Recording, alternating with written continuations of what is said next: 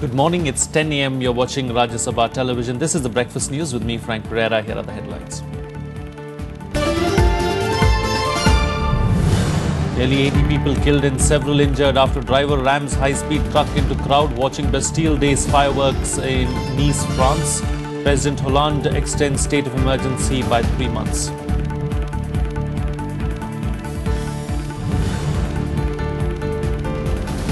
Leaders at Asean summit underway in Mongolia observe a moment's silence in solidarity with France victims. Vice President Hamid Ansari leading Indian delegation to the summit.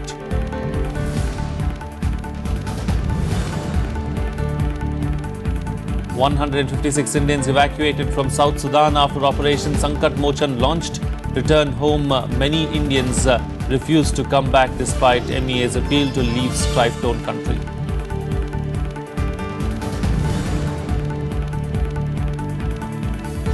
Arunachal Pradesh Governor asked Chief Minister Nawam Tukki to prove majority on the floor of the House by July 16. Tukki seeks more time. Former Chief Minister Kaliko Pul parades MLAs claims majority.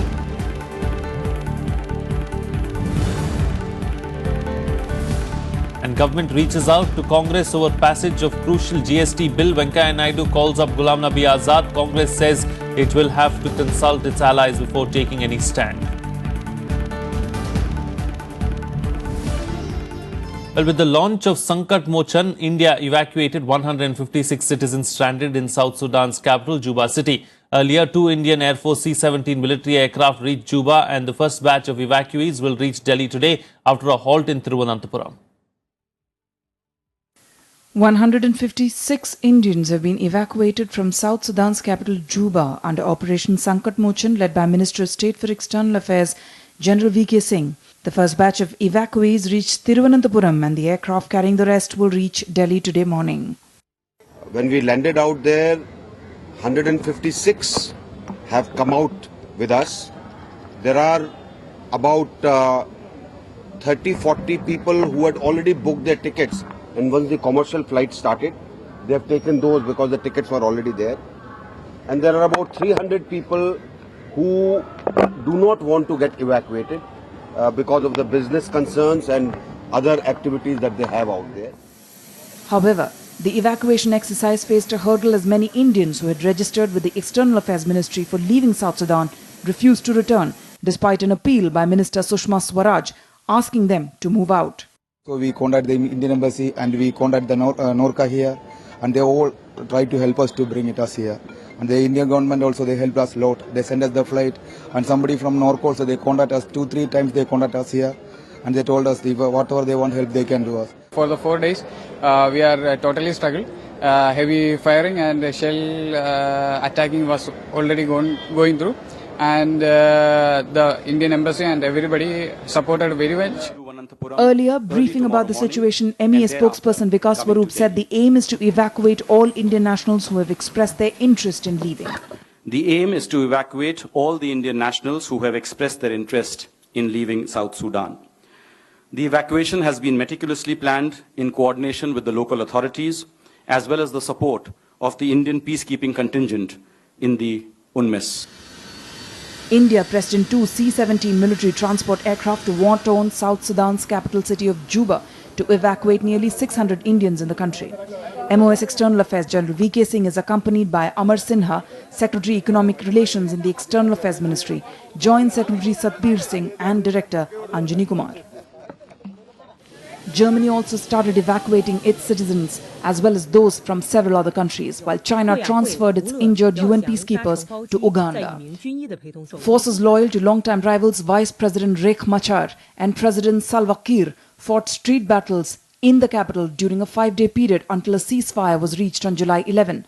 Machar has now withdrawn with his troops to the outskirts of Juba and says he's not planning a war, but the situation remains fragile.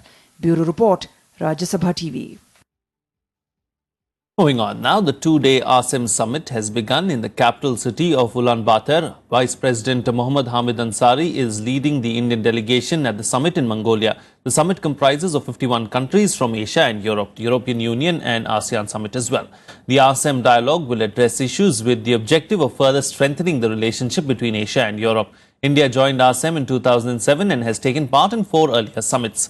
Earlier on Thursday, the Vice President was received by P. Sagan, the head of the Mongolian President's administration. Ansari will also hold bilateral meetings with a few other participating leaders on the sidelines of the summit.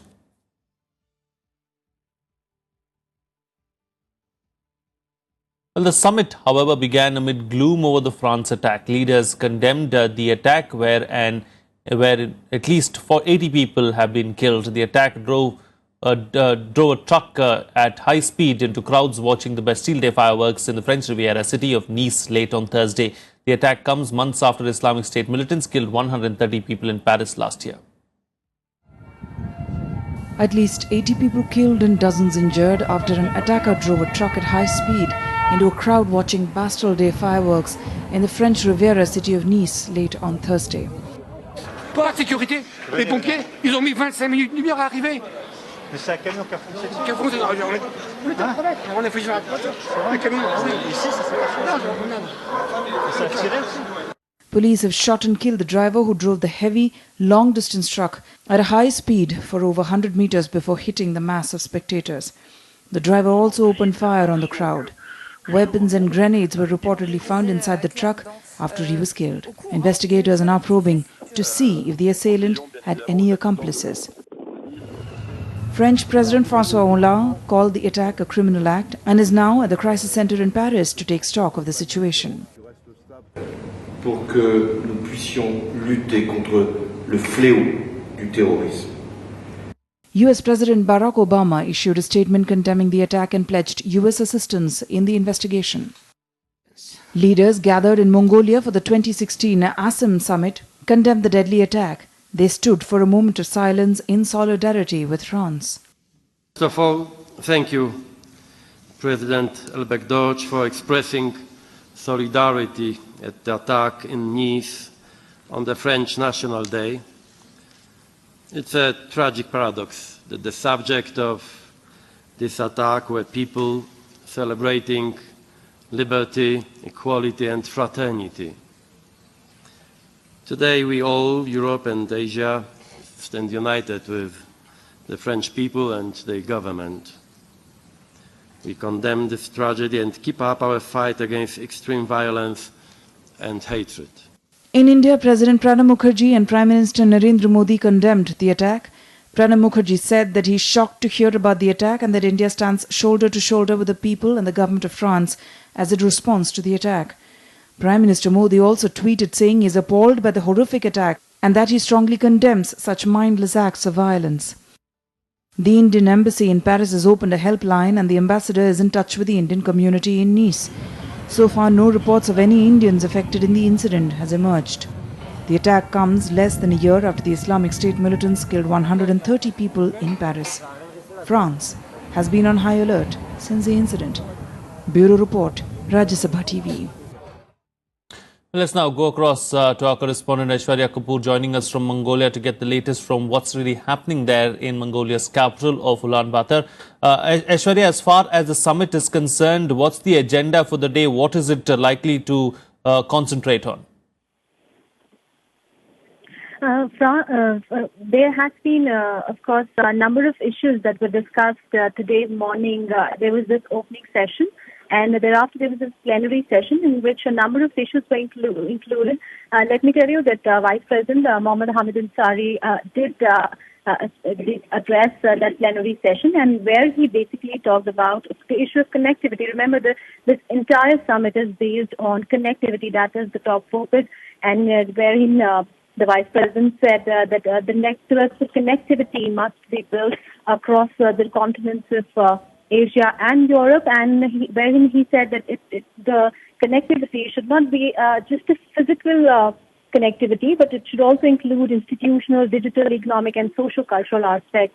And he also touched upon the subject of terrorism. In fact, there was this 2 minutes of silence. 2 minutes of silence that was observed today by all the leaders here.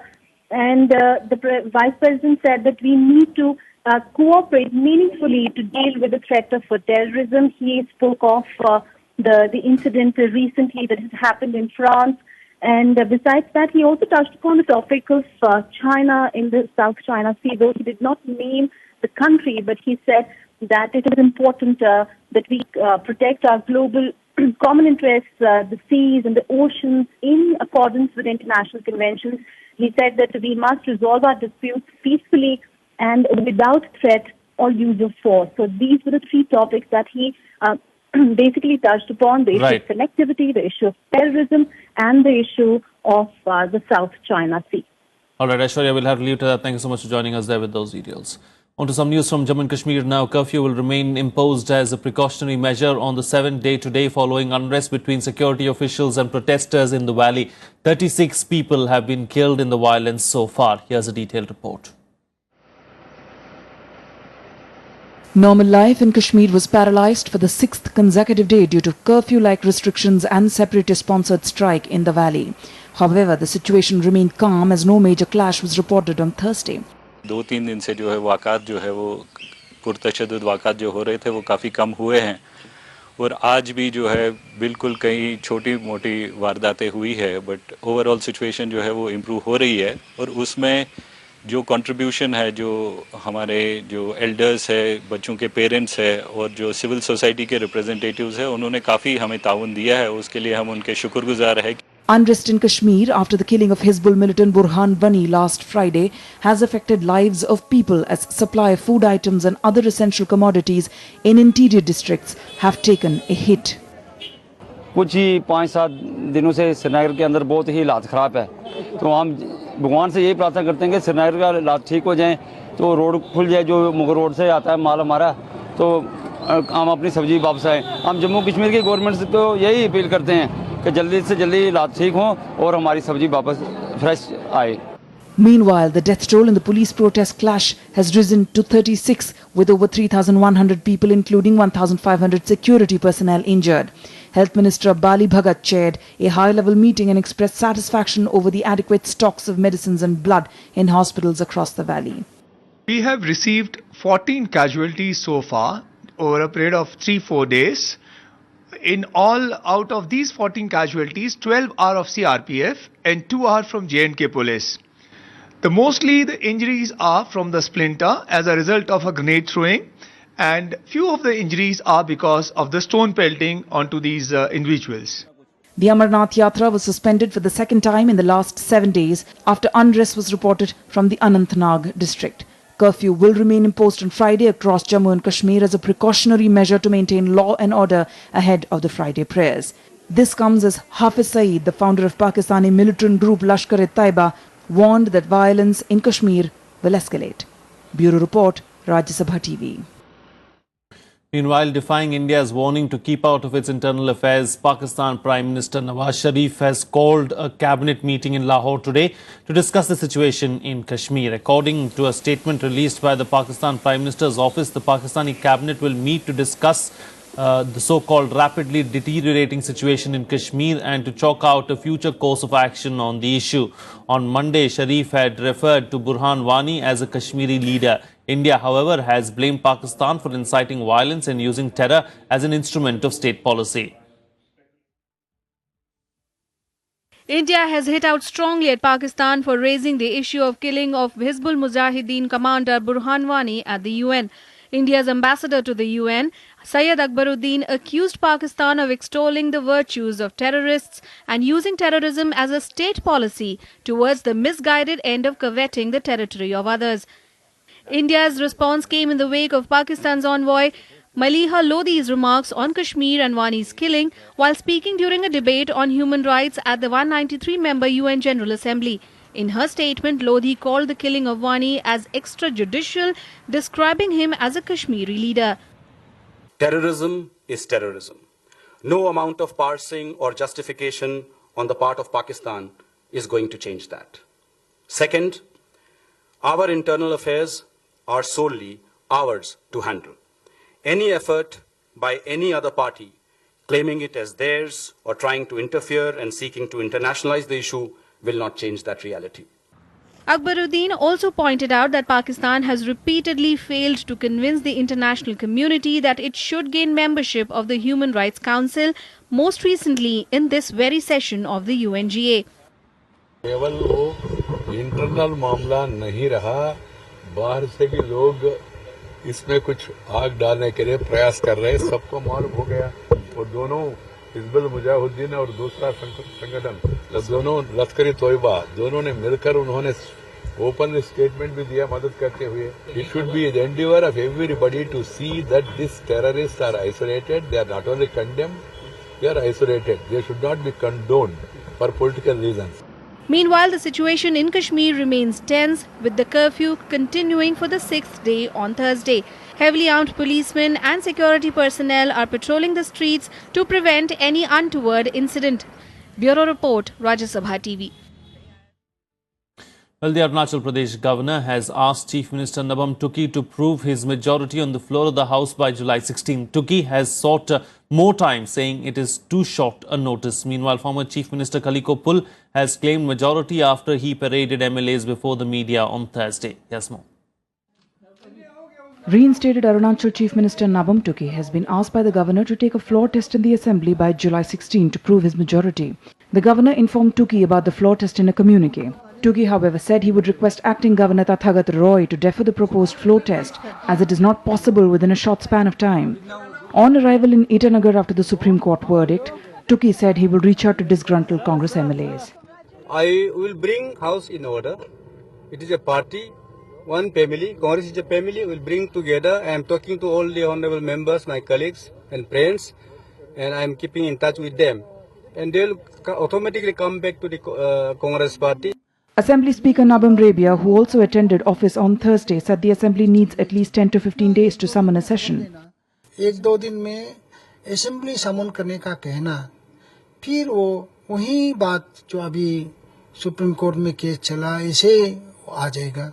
This will be, I think, is very suffocating. On the other hand, former Chief Minister Kaliko Pul claimed support of majority MLAs of the state. He paraded 36 MLAs in front of the media and asserted he has the support of 43 members of the Arunachal Legislative Assembly, which has a total strength of 60. President का proclamation से तुकी साहब out हुआ है, CM. Not because of the 15-16 assembly proceeding, not because of 13 Guwahati High Court judgment. तो इसलिए form legally बोलने से अभी भी हम है, हमारा cabinet है. With the majority government already in place in the state, the centre is likely to seek a clarification from the Supreme Court on the verdict restoring status quo ante as on December 15, 2015 in the State Assembly. जिस सरकार की वापसी वहां होना है, उनके पास संख्या नहीं है. वो खुद टेलीविजन चैनल्स पर हम देख रहे थे, वापसी का नाम तो चल रहा है, लेकिन उन पर किसी प्रकार की कॉन्फिडेंस नहीं दिखाई दे रही है, क्योंकि संख्या बल उनके पास नहीं है. In an unprecedented verdict, the Supreme Court had ordered restoration of the Congress government in Arunachal by quashing all decisions by Governor J.P. Rajkhowa that precipitated the fall of the Tuki government in January, holding them violative of the Constitution. Bureau Report, Rajya Sabha TV. Well, it's time for a short break now, but news and updates will continue on the other side. Stay tuned. We'll be right back. Welcome back. You're watching Rajya Sabha Television. Well, the government has reached out to the Congress seeking its support for the passage of the crucial GST Bill. Information and Broadcasting Minister M. Venkaiah Naidu called up leader of the opposition in the Rajya Sabha, Ghulam Nabi Azad, to seek the Congress's backing for the passage of the crucial bill in the monsoon session of Parliament starting July 18th. The government has also proposed holding talks with opposition Congress to iron out differences on the issue. A meeting of top Congress leaders like Azad and Anand Sharma with Finance Minister Arun Jaitley on the issue is likely to be held in a day or two. The Constitution Amendment Bill for rollout of GST is pending in the Rajya Sabha for a long time, and the government is keen to see its passage.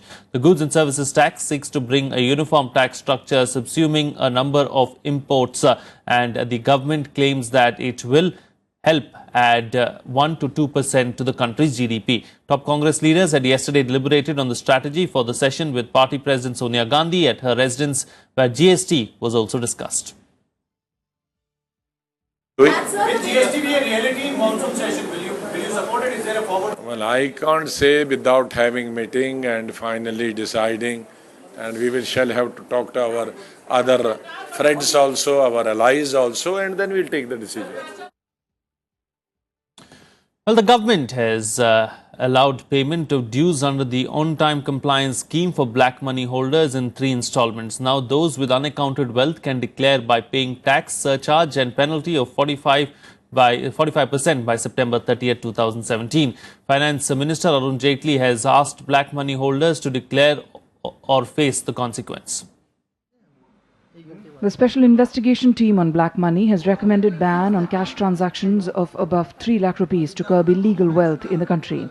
The SIT, headed by Justice M.B. Shah, in its 5th report to the Supreme Court also recommended restricting cash holding with individuals to not more than rupees 15 lakh.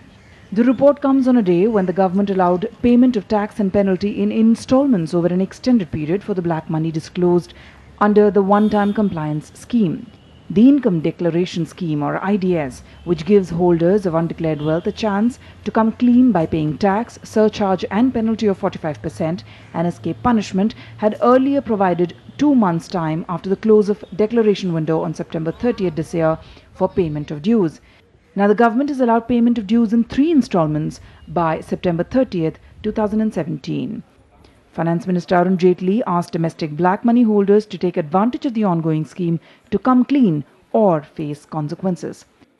In the years to come, with almost every passing day, for the taxman to detect violations is going to become relatively easier. Hopefully, if the GST gets implemented, every stage of a business transaction is going to get recorded. And therefore, income generating out of that would have to be accountable. The compliance window for declaring unaccounted wealth was announced in the budget of 2016-17. Bureau Report, Rajya Sabha TV. The Congress party has finalized its new team for the assembly polls in Uttar Pradesh. While Sheila Dikshit has been made the chief ministerial candidate, party MP and Gandhi family loyalist Sanjay Singh will head the party's campaign committee, while RPN Singh will be the vice president of UPCC. आप CM candidate कहिए या party का चेहरा कहिए, किसी भाषा में Shrimati Sheila Dikshit. Desperate to salvage its image in Uttar Pradesh, where it has been out of power for more than 3 decades, Congress finally bit the bullet by naming former Delhi Chief Minister Sheila Dikshit as the party's face and chief ministerial candidate for the state. While Sheila herself termed it as a huge challenge, General Secretary in charge of the state, Ghulam Nabi Azad, put up a strong defense against the corruption allegation on the former tail. मैं तो समझती हूँ कि हमें जिम्मेदारी दी है, विश्वास जो मिला उसके लिए मैं बहुत बहुत धन्यवाद देती हूँ अपनी पार्टी. करप्शन के आरोप हजारों करोड़ के छत्तीसगढ़ के मुख्यमंत्री पर भी हैं और राजस्थान के मुख्यमंत्री पर भी हैं और कई आरोप मध्य प्रदेश के मुख्यमंत्री पर भी हैं. हाँ, अगर वो 3 मुख्यमंत्री इन आरोपों के आधार पर इस्तीफा देते हैं तो हम भी अपना चेहरा वापस लेने के लिए तैयार हैं. Congress also formed a coordination committee and campaign committee to accommodate other senior leaders from the state unit. Campaign committee के चेयरमैन हैं डॉक्टर संजय सिंह एमपी. इसके कन्वीनर यानी संयोजक हैं जफर अली नकवी साहब. इसी के साथ ही कोऑर्डिनेशन कमेटी एक बनी है, उसके चेयरमैन हैं Shri Pramod Tiwari MP. Senior party leaders, however, evaded questions on speculation about Priyanka Gandhi playing a bigger role during the assembly polls in Uttar Pradesh.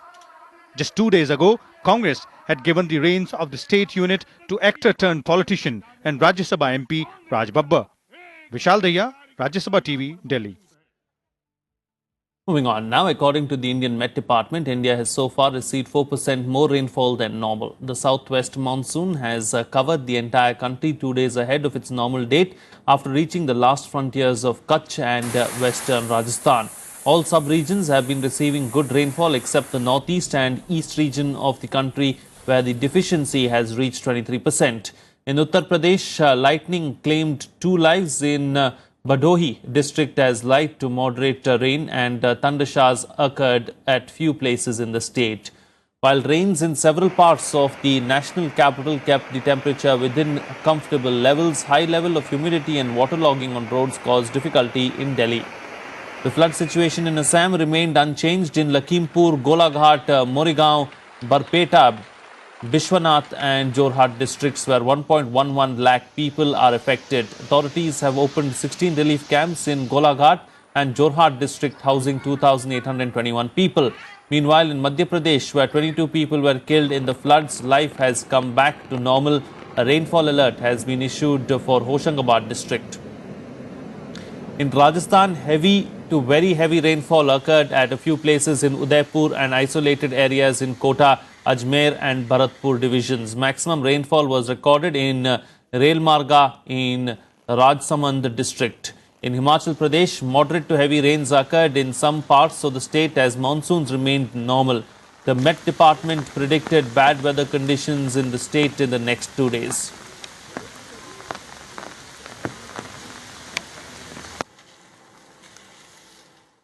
हाँ, अभी पिछले 3 दिन से लगातार हिमाचल प्रदेश में बारिश हो रही है। कुछ एक जगह पे हैवी बारिश भी रिकॉर्ड की गई और आने वाले दिनों में भी जो 3-4 दिन बारिश जो लगातार जारी रहेगी।